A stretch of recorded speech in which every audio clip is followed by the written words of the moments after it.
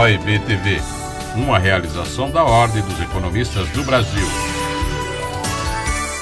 Prezado economista, prezada telespectadora, prezado telespectador, prezado economista, é um prazer estar novamente com vocês hoje, aqui na TV da Ordem dos Economistas do Brasil. E tenho a honra, o prazer, a satisfação muito grande de conversar com meu querido professor Carlos Antônio Roca, professor da FEA-USP, e o professor Roca foi secretário da Fazenda do Estado de São Paulo no período de 1971-1975, na gestão do nosso querido governador Laudo Natel. O nosso querido professor Carlos Antônio Roca também foi eleito por seus pares economista do ano de 1972. E ele costuma brincar, olha, isso foi no século anterior a este, porque, na verdade, ele também foi eleito por seus pares como economista do ano de 2019. Então, é uma satisfação, professor Roca, estar novamente contigo aqui no programa da Ordem dos Economistas do Brasil. Bom dia a todos, muito obrigado. Mais uma vez, uma satisfação atender ao convite da Ordem dos Economistas. Evidentemente, não faltam perguntas. É verdade. Nós vamos tentar agregar às perguntas do Manolo mais algumas perguntas. Eu acho que uma parte importante do encaminhamento das soluções depende muito de nós conseguirmos acertar as perguntas. Ok? Muito obrigado, Manolo. Vamos lá. Bom, adicionalmente, o professor Roca é coordenador do Centro de Estudos do Mercado de Capitais, da FIPE, Fundação Instituto de Pesquisas Econômicas. Roca, tivemos já o fim do ano de 2020, o terrível vírus ainda nos acompanha, temos já uma vacinação, começou a vacinação aqui no estado de São Paulo, é algo fantástico, já que estamos olhando pela frente. Há muitas dificuldades ainda, porque não há vacina suficiente, mas olhando o ano de 2020, várias coisas, do ponto de vista também econômico, ocorreram de extrema importância. Primeiro veio o tombo, que foi inferior ao que inicialmente se imaginava. Inicialmente falava-se de 9% de queda do PIB no Brasil, estamos já caminhando para algo próximo de 4,5%, talvez nesse intervalo, e houve, é claro, uma deterioração muito intensa do nível de atividade e principalmente no nível de emprego. Há um estrago enorme que foi feito por esse terrível vírus, não só na economia brasileira, mas em todas as economias mundiais. Mas alguns pontos eu quero tratar contigo, porque são pontos que você tem analisado de maneira muito aprofundada e gostaria que você nos desse uma luz a respeito de algumas perguntas que eu vou te falar, que eu vou te colocar. A primeira delas é que houve um aumento extremamente considerável na poupança das famílias. E isto ocorreu principalmente no período em que as famílias permaneceram maior tempo dentro das próprias casas, com medo de pegar o vírus ali na saída da porta da casa ou da porta do prédio onde elas moram. Em segundo lugar, nós temos as empresas. E as empresas brasileiras, o que nós observamos também pelos estudos do SEMEC, que você bem coordena, é que essas empresas tiveram um forte endividamento. Mas, pelo que eu consegui observar, esse forte endividamento se deveu muito mais ao fato de que a moeda brasileira se desvalorizou e muito forte ao longo de 2020. Passamos de $1 de R$ 4 para $1 que chegou perto de R$ 6 em um determinado momento do tempo. O que nós sabemos do ponto de vista da teoria econômica? E temos alguns vetores extremamente importantes. De um lado, nós temos a demanda, as despesas de consumo das famílias, que são muito fortes, aproximadamente uns 65% da despesa total, que atua no curto prazo, e temos as despesas de investimento, que são, via de regra, realizadas pelas empresas e que têm uma alavancagem muito forte no futuro. Elas atuam como demanda no presente, mas aumentam a capacidade produtiva no futuro. Eu gostaria que você fizesse um resumo das principais medidas, das inovações do Banco Central, do papel dessa poupança financeira, tanto das famílias quanto das empresas, para a alavancagem do crescimento econômico, principalmente a partir desse ano de 2021. Então, fica à vontade e vou ficar também muito atento às tuas considerações. Bom, a lista de perguntas que acabou de fazer provavelmente envolveria um programa bem mais amplo do que aquele que nós estamos imaginando. Mas tudo bem, vamos fazer um comentário muito breve sobre algumas dessas questões. A primeira, enxergando 2020, como já chamou atenção, nós vamos ter uma queda expectativa Focus em torno de uma queda de 4,4% este ano. O próximo ano, a expectativa é um crescimento de 3,4%, portanto, evidentemente não recompõe a perda de 2020.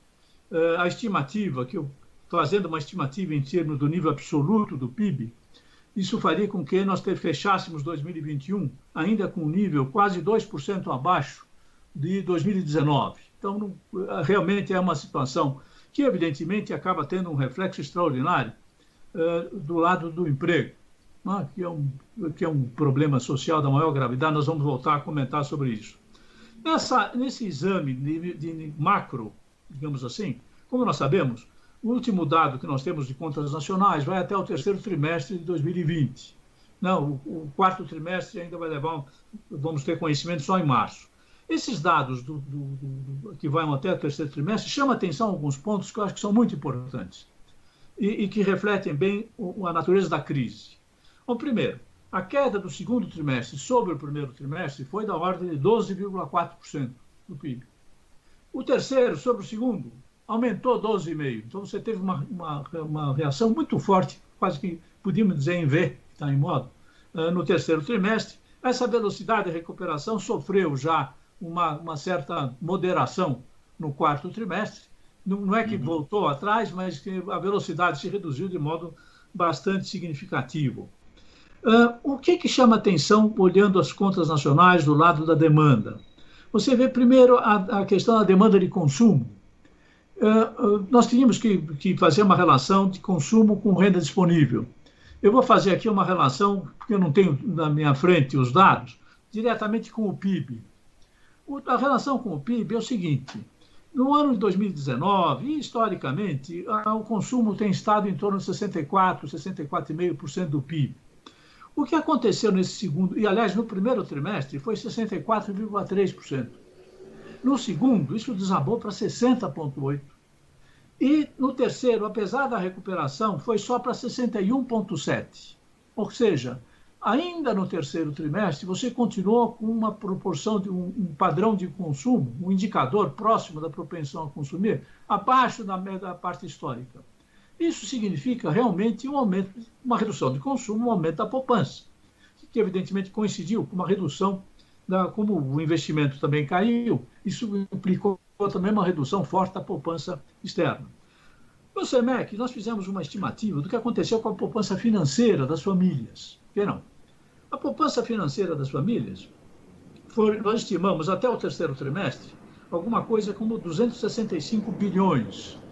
É um número, um acréscimo de estoques, né? Acréscimo de saldo de ativos financeiros, de 265 bilhões. Como frequentemente acontece, com alguma frequência, o pessoal confunde às vezes, acha que poupança das famílias é depósito de caderneta de poupança. E não é isso. Na verdade, uma parcela muito maior que essa são depósitos a prazo nos bancos. O depósito a prazo nos bancos cresceu 134 bilhões das famílias. O depósito de poupança cresceu 120. A empresa destinaram ainda mais de 50 bilhões para investir em ações e assim por diante. Então, você teve um aumento significativo da poupança financeira das famílias. Uma outra coisa que chama atenção nas contas nacionais é a redução de estoques. O desinvestimento em estoques foi extremamente significativo. Quer dizer, a sensação é que no segundo trimestre, com aquela paralisia toda, ainda que a demanda tenha caído, a indústria, de um modo geral, o comércio, etc., acabaram atendendo a demanda que tinha, sacando dos estoques, porque eles foram extremamente prejudicados do lado da produção. Lógico, a questão do afastamento social, essa coisa toda, complicou a cadeia de oferta, está certo ou não? Então, mas houve um desinvestimento muito forte em estoques. Nós estimamos aí alguma coisa como 60 bilhões no segundo trimestre e você não teve recuperação de estoques ainda no terceiro. Os dados da CNI mostram também que a indústria não recuperou. A combinação desses dois fatores acabou fazendo o quê? Mais o câmbio, acabou gerando uma pressão, um ciclo de aceleração inflacionária, eu diria extremamente significativo. Como vocês sabem, o GPM cresceu mais de 20% nesse período, em preço por atacado. Então, foi uma combinação terrível da recuperação da demanda surpreendente, acima da expectativa, se defrontando com uma oferta, estava com problema da cadeia, toda a cadeia de oferta foi complicada, e com estoques muito baixos, tá certo ou não? Isso gerou uma pressão inflacionária significativa. É importante chamar a atenção de que essa pressão inflacionária, que se concentrou principalmente, ou não foi só, mas principalmente na parte de alimentos, e teve a correção de aluguéis pelo IGPM, essa coisa toda, isso implicou em aumentar fortemente a inflação naqueles itens que nós chamamos de inelásticos. Significa a parcela da renda destinada a alimentos, habitação, essa coisa, aumentou desproporcionalmente, e isso já implicou uma atenuação, uma redução da demanda da renda potencial, renda disponível para comprar outros bens duráveis e assim por diante. Então, isso já explica, essa questão da inflação, já explica essa atenuação da velocidade da recuperação da demanda de consumo. Do lado das empresas, realmente houve um aumento muito significativo da dívida das empresas.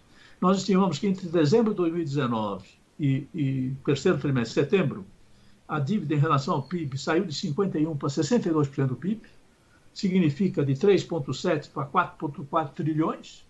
É interessante chamar a atenção, que eu tinha comentado com o Manolo, que 2/3 desse aumento, na verdade, não foi entrada de caixa das empresas, foi aumento de dívida puro, função do impacto da desvalorização cambial.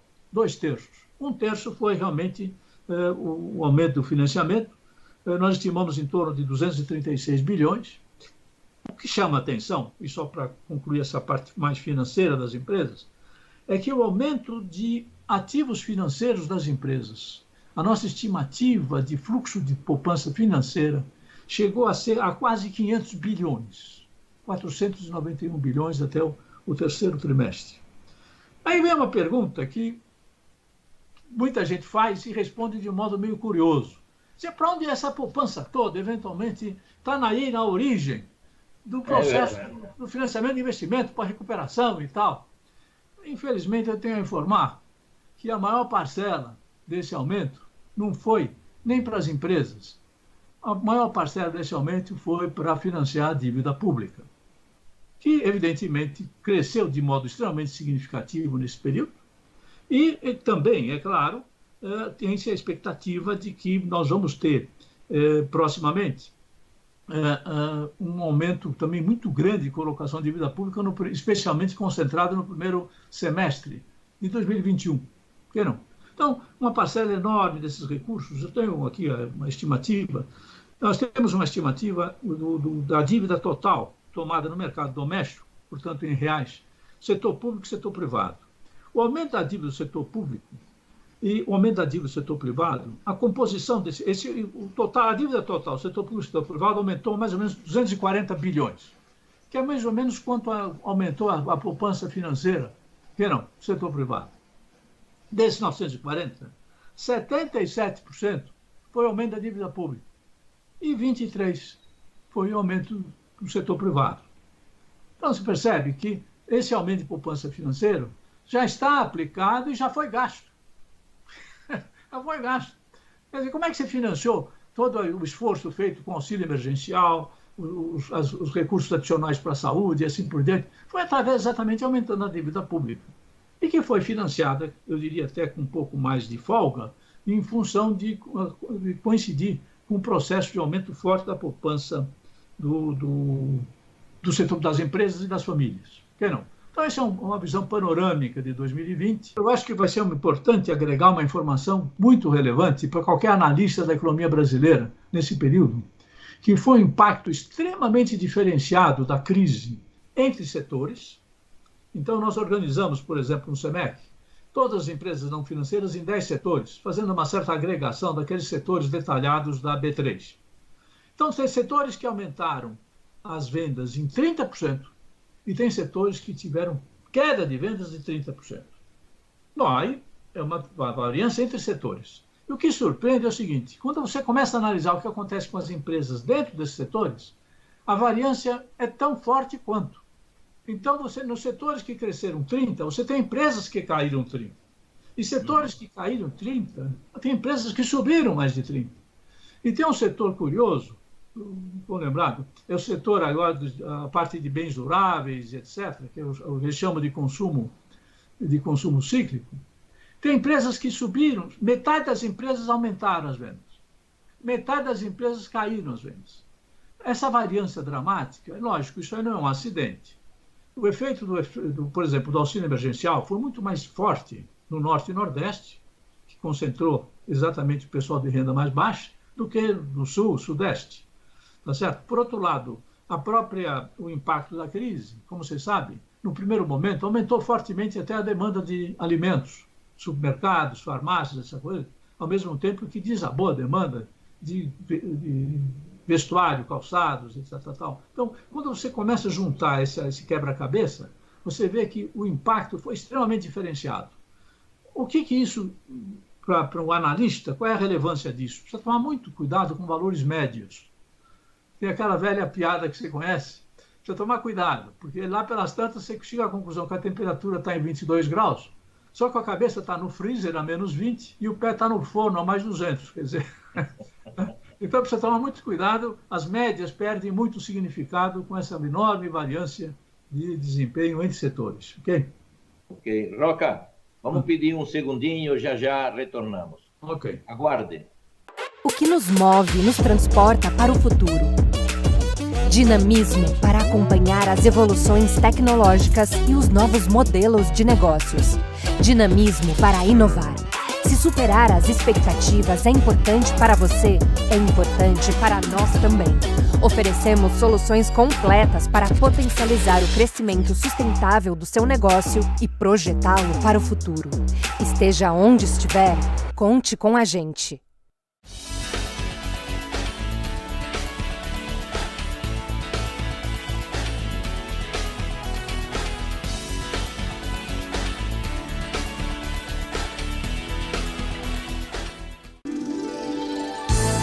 OIB TV, uma realização da Ordem dos Economistas do Brasil. Colega economista, prezada telespectadora, prezado telespectador, é um prazer estar com vocês aqui na TV da Ordem dos Economistas do Brasil. Já fiz a apresentação do meu querido professor Carlos Antônio Roca e vou, nesse momento, salientar que ele é coordenador do Centro de Estudos do Mercado de Capitais, da FIP, Fundação Instituto de Pesquisas Econômicas. Roca, você fez resumiu, mas muito bem, esses aspectos que são macro, mas, na verdade, estamos olhando a parte micro, principalmente da poupança financeira.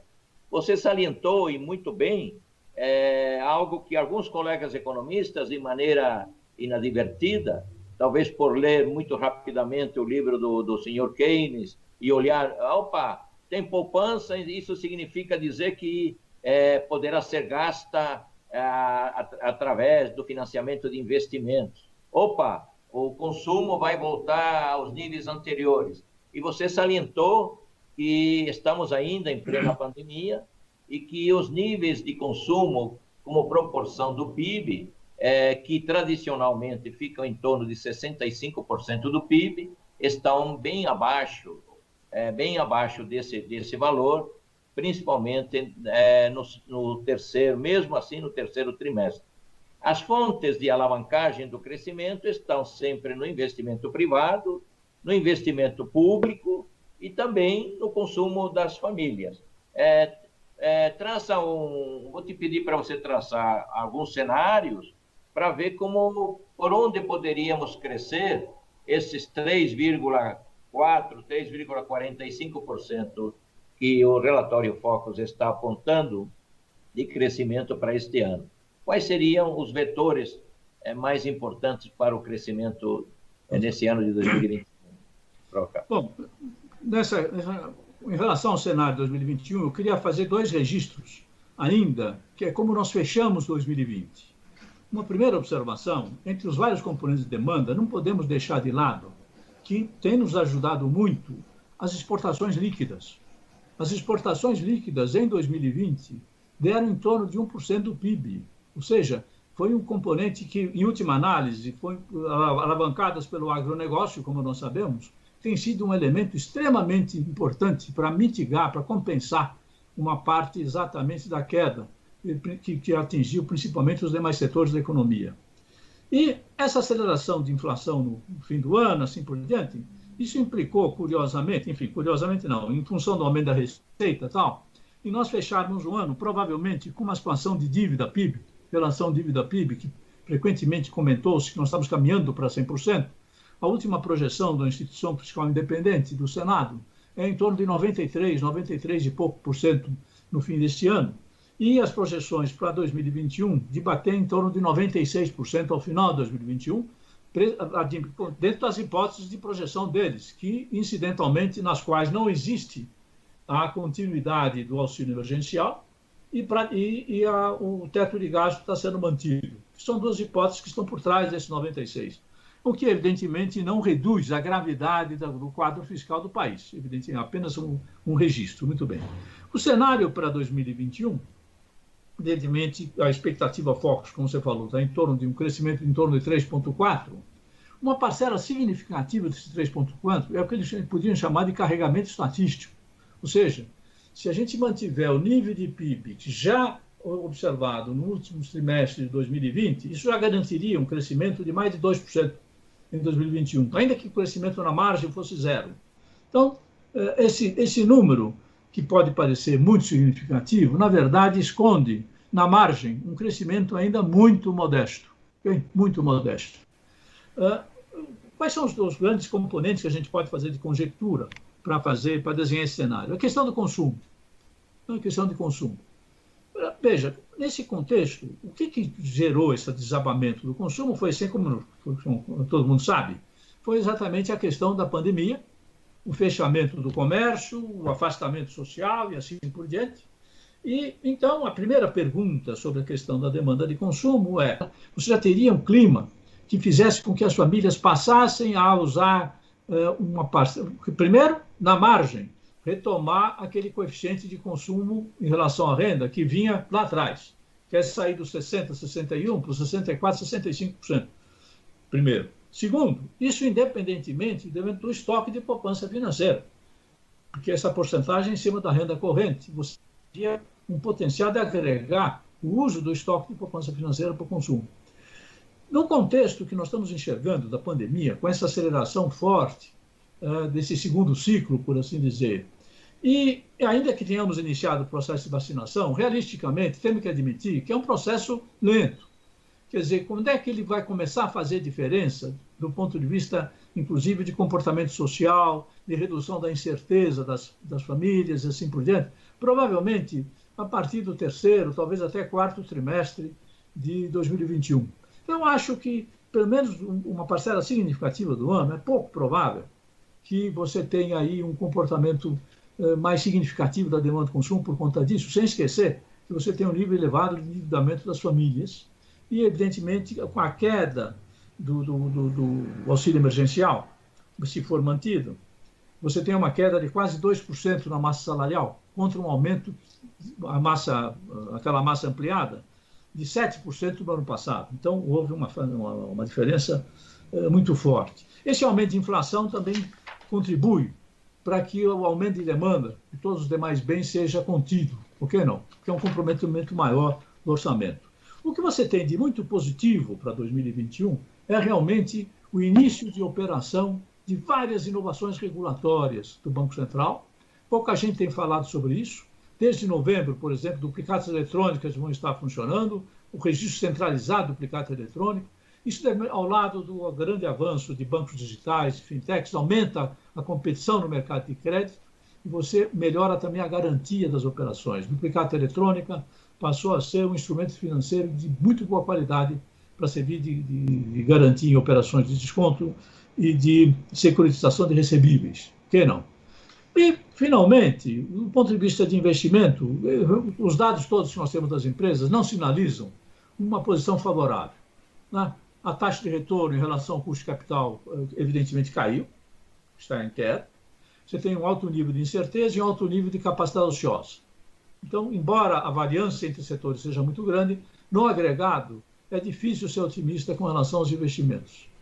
E, finalmente, uma última observação é com relação à questão de cenário de longo prazo. Nós temos insistido muito que o cenário atual de taxa de crescimento até 2030, da ordem de 2,3%, 2,4% ao ano, é muito pequeno para uma economia como a brasileira, não consegue resolver o problema social e provavelmente coloca um desafio enorme para resolver a questão da dívida.